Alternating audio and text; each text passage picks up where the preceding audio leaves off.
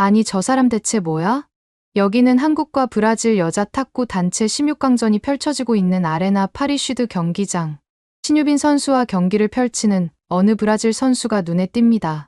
그녀는 놀랍게도 오른쪽 팔이 없는데요. 한쪽 팔이 없는 그녀를 발견한 한국 관중들은 충격적인 행동을 벌이기 시작했고, 이내 경기가 끝난 직후 다소 상기되어 있는 표정의 그녀는 한국인들에 대한 충격 발언을 하는 모습입니다. 대체 그녀가 이 경기장에서 어떤 일을 겪은 건지 함께 알아보러 가실까요? 잠깐 1초 만에 누를 수 있는 좋아요 버튼만 눌러주시면 영상 제작에 큰 힘이 됩니다. 안녕하세요. 저는 브라질에 사는 마리아 알렉산드르예요. 이제 50대 중반이 되었네요. 제 소중한 딸 알렉산드르의 엄마랍니다.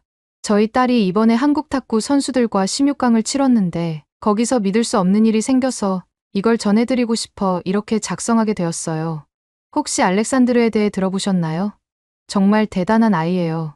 간단하게 얘기하면 브라질 역사상 처음으로 올림픽과 패럴림픽에 모두 출전한 선수랍니다. 제 딸이라 자랑스럽다고 하면 너무 주책일까요? 하지만 정말 그래요. 한국 선수들을 만나기 전에 저희 딸이 지금까지 어떻게 지내왔는지 잠깐 말씀드릴게요. 알렉산드르를 임신하고 아이가 태어났을 때를 생각하면 아직도 가슴이 벅차요. 정말 얼마나 예쁘고 사랑스러웠는지 모른답니다.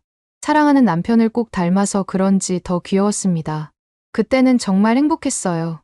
앞으로 저희 가족의 미래가 얼마나 밝을지 상상하며 매일 설레었답니다. 하지만 알렉산드르가 6개월이 되었을 때 삶이 완전히 바뀌었어요. 병원에서 권장하는 백신을 맞췄는데 그 후 알렉산드르의 오른팔이 계속 부어오르고 아이가 울어대더라고요.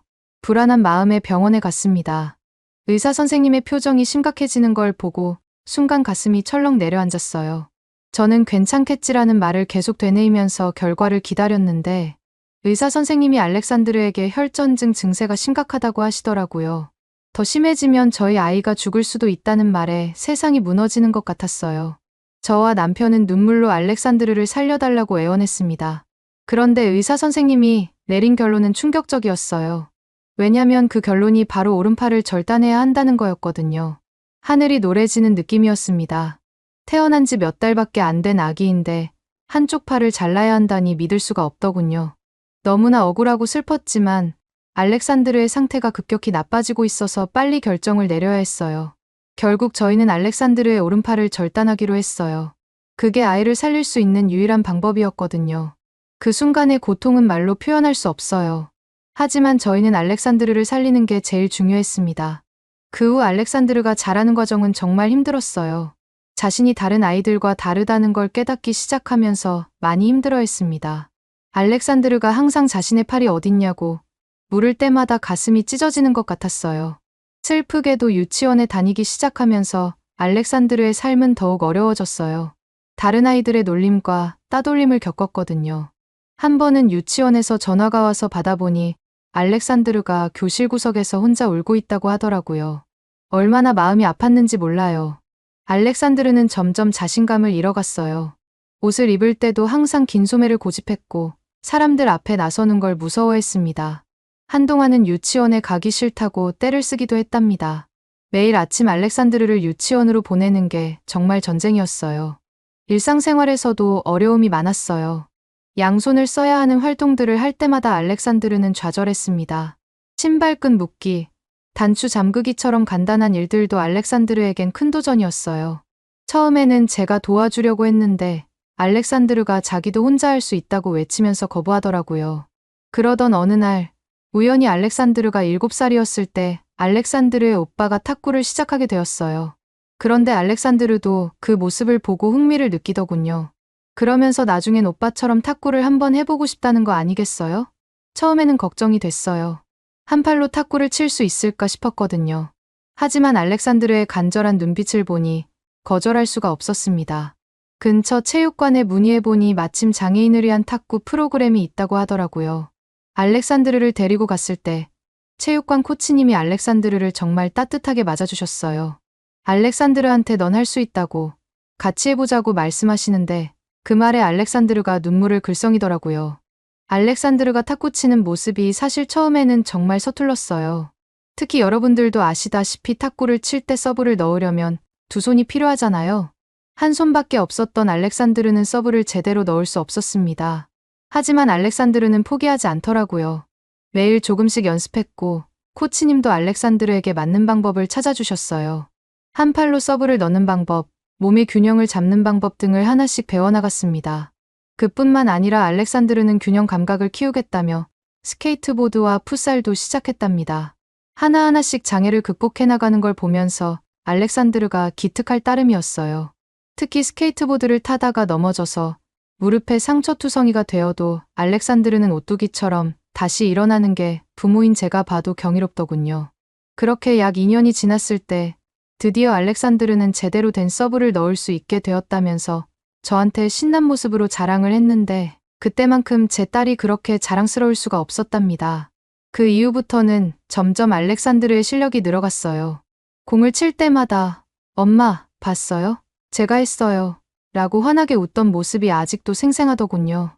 탁구를 치는 동안만큼은 알렉산드르가 자신의 장애를 잊는 것 같았어요.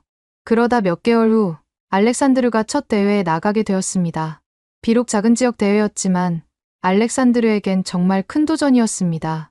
경기 전날 밤 알렉산드르가 떨리는 목소리로 엄마, 저 잘할 수 있을까요? 라고 물었을 때 저는 당연하지, 너는 뭐든 할 수 있어. 라고 대답했어요. 그날 알렉산드르는 비록 경기에서 졌지만 끝까지 최선을 다했어요. 그리고 경기가 끝난 후 엄마, 다음에는 꼭 이길 거예요. 라고 말하는 알렉산드르의 눈빛에서 저는 큰 변화를 느꼈어요. 알렉산드르가 탁구에 얼마나 진심이었는지 알 수 있었거든요. 탁구는 알렉산드르에게 단순한 운동이 아니었어요. 자신감을 되찾고 새로운 인생을 살게 만들어준 희망이었습니다. 한 팔로도 탁구를 칠 수 있다는 걸 알게 되면서 알렉산드르의 눈빛이 완전히 달라졌어요. 더 이상 자신을 숨기려 하지 않고 당당하게 자신의 능력을 보여주려 했습니다. 사실 그 과정이 쉽지만은 않았어요. 옆에서 바라보기만 해도 훈련은 정말 고되었고 때로는 알렉산드르가 좌절하는 모습도 많이 봤으니까요. 하지만 알렉산드르는 절대 포기하지 않더라고요. 그 모습을 보면서 저도 함께 힘을 얻었답니다. 알렉산드르가 이렇게 강한 아이로 자랄 줄 몰랐거든요. 이렇게 알렉산드르는 탁구를 통해 자신만의 길을 찾아갔어요. 모든 어려움을 이겨내고 불가능을 가능으로 만드는 강한 아이로 성장했습니다. 정말 신기하지 않나요? 탁구라는 작은 계기가 저희 알렉산드르의 인생을 이렇게 크게 바꿔놓을 줄 아무도 몰랐으니까 말이에요. 알렉산드르의 실력이 늘면서 주변에서도 그 재능을 알아보기 시작했어요. 지역대회에서 좋은 성적을 내면서 알렉산드르의 이름이 조금씩 알려지기 시작했습니다. 그러던 어느 날 브라질 장애인 탁구 협회에서 주최하는 청소년 선수 발굴 대회가 열린다는 소식을 들었어요. 그때 12살이었던 알렉산드르는 망설임 없이 참가 신청을 했어요. 엄마, 이번엔 꼭 좋은 성적을 낼 거예요. 라고 말하는 알렉산드르의 눈빛에서 자신감이 넘쳤습니다. 대회 당일, 알렉산드르는 정말 최선을 다해 경기에 임했어요. 한 팔로 치는 독특한 서브와 예상을 뛰어넘는 수비력으로 많은 사람들의 주목을 받았습니다. 그리고 놀랍게도 알렉산드르가 그 대회에서 우승을 차지했어요. 시상식에서 금메달을 목에 걸 때 알렉산드르의 얼굴에 번진 미소를 잊을 수가 없네요. 대회가 끝나고 며칠 후 뜻밖의 전화를 받았어요. 그 전화의 내용을 듣고 저는 놀랄 수밖에 없었답니다. 전화를 걸은 상대방이 바로 브라질 장애인 탁구 국가대표팀의 코치님이었거든요. 코치님께서 알렉산드르의 경기를 보셨다며 국가대표 훈련소로 알렉산드르를 초대하고 싶다고 하시는 거 있죠? 알렉산드르가 코치님께 훈련소로 초대를 받았을 때 얼마나 기뻐했는지 몰라요. 그날 알렉산드르가 집에 돌아와서 얼굴에 웃음을 가득 띄우고 있더라고요. 제가 오랜만에 본 표정이었어요. 그 이후 코치님이 알렉산드르에게 하셨던 제안은 바로 국가대표 자격으로 패럴림픽 출전을 목표로 나가보자는 거였습니다. 사실 이건 알렉산드르에게도 엄청난 도전이 될 게 뻔했어요. 지금까지의 대회와는 차원이 다른 수준이었으니까요. 아니나 다를까 처음에는 알렉산드르도 크게 기대하지 않았대요. 국제대회에 나가서 경기를 하고 세계적인 선수들과 경쟁한다는 게 얼마나 어려운지 알고 있었거든요. 특히 코치님이 알렉산드르에게 반드시 고쳐야 한다고 말했던 게 있었는데 바로 서브였어요. 지금처럼 서브를 하면 세계적인 선수들과의 경쟁에서 이길 수 없다는 게 코치님의 말이었죠. 사실 남들과 다르게 팔이 한쪽만 있는 알렉산드르에게도 탁구를 치면서 가장 어려운 점이긴 했습니다. 하지만 알렉산드르는 이 기회를 놓치고 싶지 않았던 모양이더라고요. 엄마, 저 정말 열심히 할 거예요. 제가 할 수 있다는 걸 보여드릴 거예요. 라고 말하더라고요. 그 순간 알렉산드르의 눈빛이 반짝이는 걸 보면서 저는 그저 묵묵히 응원해줘야겠다는 생각을 했습니다. 그 이후 알렉산드르는 매일 밤 서브 연습을 했어요. 처음에는 정말 힘들어 보였습니다. 공이 제대로 날아가지 않아 좌절하는 모습도 많이 봤어요. 하지만 포기하지 않더라고요. 계속해서 제게 언젠가는 자신의 서브가 강점이 될 거라고 말하면서 계속 연습했습니다. 그렇게 시간이 지나면서 알렉산드르의 서브가 정말 좋아지기 시작했어요. 코치님도 놀라셨대요. 알렉산드르, 너의 서브는 정말 특별해. 이걸 더 발전시키면 너의 무기가 될 거야 라고 말씀하셨대요. 단점이었던 서브를 장점으로 극복한 거죠. 그때 코치님의 말을 제게 전하던 알렉산드르의 얼굴이 얼마나 환해졌는지 몰라요. 그렇게 열심히 준비하던 알렉산드르는 첫 대회로 브라질리아에서 열린 패럴림픽 학교 대회에 나갔어요. 처음에는 긴장했지만 자기처럼 장애가 있는데도 극복하고 있는 많은 선수들을 보고 용기를 얻었다고 하더군요. 엄마, 저만 그런 게 아니었어요. 모두가 각자의 방식으로 도전하고 있더라고요. 라고 말하는 거 있죠? 그 이후로도 알렉산드르는 씩씩하게 자기의 장애를 극복해 나갔고 결국 그토록 바라던 패럴림픽에까지 대표팀 자격으로 출전할 수 있었어요. 첫 번째가 바로 2016년에 열렸던 리우 패럴림픽이었는데 그때가 아직도 생생하네요.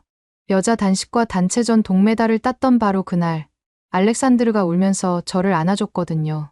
엄마, 제가 해냈어요. 라고 말하면서 말이에요. 그때 알렉산드르가 얼마나 자랑스러웠는지 모른답니다. 그 이후 2020년에 열린 도쿄 패럴림픽에는 은메달까지 목에 걸고 돌아온 거 있죠? 그런데 알렉산드르의 꿈은 여기서 끝나지 않더군요. 자기처럼 장애인이 아닌 사람들끼리 경쟁하는 올림픽에까지 도전하겠다고 했거든요. 엄마인 제 입장에서는 당연히 걱정되더라고요. 분명히 쉬운 일은 아닐 테니까요. 이런 제 마음을 아는지 알렉산드르는 폴란드에 있는 나탈리아 파르티카나 호주에 있는 멜리사 테퍼라는 선수들이 이미 탁구로 패럴림픽과 올림픽에 모두 출전한 선례가 있다고 말하면서 저를 오히려 안심시키는 거 아니겠어요? 그러면서 남들도 해낸 거면 자기도 해낼 수 있다면서 지켜봐 달라고 하더군요. 이미 알렉산드르가 장애를 어떻게 극복했는지 옆에서 모두 지켜본 저는 알렉산드르를 더 이상 말릴 수 없겠더라고요. 엄마라면 딸을 믿어줘야 되는 게 맞잖아요. 그 이후로 알렉산드르는 매일 새벽부터 밤늦게까지 훈련했어요. 한 팔로 하는 서브 연습을 수없이 반복했고 체력 훈련도 정말 열심히 했어요. 일반 선수들보다 더 강한 체력이 필요하다고 생각했던 모양이더라고요. 기술 면에서도 끊임없이 노력했어요.